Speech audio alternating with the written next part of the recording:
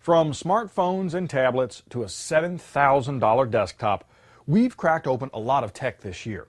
And as we do at the end of each year, it's time to take a look at a few of our favorites. I'm Bill Detweiler, and during this special episode of Cracking Open, I'm counting down my top 5 teardowns of 2012.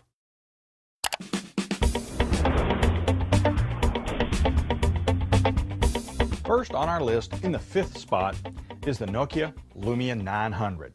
Now, released in the spring, this Windows Phone device was Nokia's attempt to recapture some of the American smartphone market.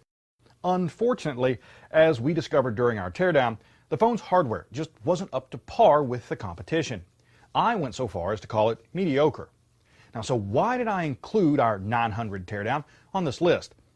Because it's probably this year's best example of why knowing what's inside a device is an important factor in whether you buy one or not. Just 2 months after releasing the Lumia 900, we learned that it wouldn't be upgradable to Windows Phone 8.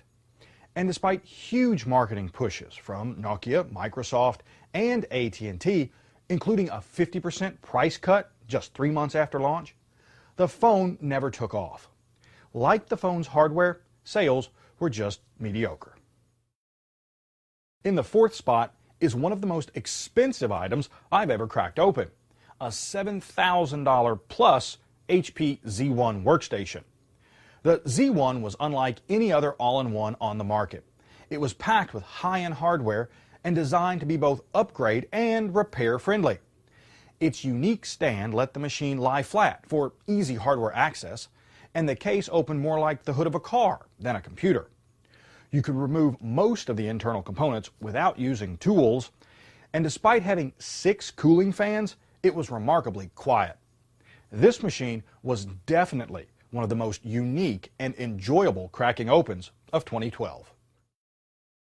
Third on our list is the highly anticipated Google Nexus 7.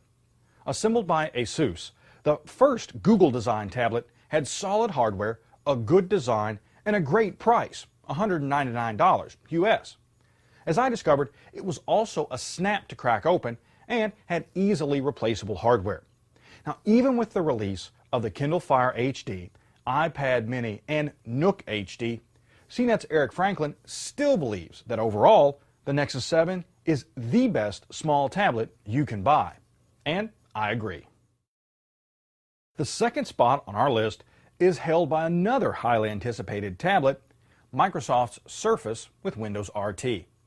Microsoft's first Windows 8 tablet came with a quad-core Tegra 3 processor, 2 gigs of RAM, and several nice features like a micro SD card slot, full-size USB port, and a handy kickstand.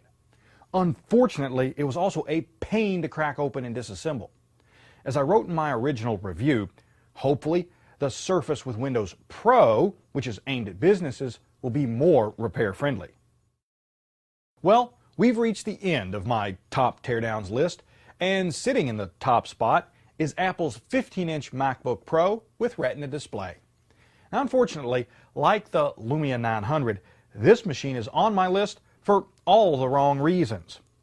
Now, like all MacBook Pros, the Retina version is well built, has solid hardware, and its display really is gorgeous. But as I discovered during my teardown, it's almost impossible to upgrade thanks to RAM that's soldered to the motherboard, and it's a pain to work on thanks to tamper-resistant pentalobe screws and a battery that's glued to the upper half of the case. Now, this was another example of why knowing how a device is put together and what's inside it is critical when buying one. The last thing you want to do is find out a year after you bought your Retina MacBook Pro that you can't upgrade the memory. Well, that does it for my countdown of the top 5 cracking open teardowns of 2012. To find links to each teardown on the list, go to techrepublic.com/cracking open. Now, keep watching in 2013 as I'll be cracking open even more of the latest tech. I'm Bill Detweiler. Thanks for watching.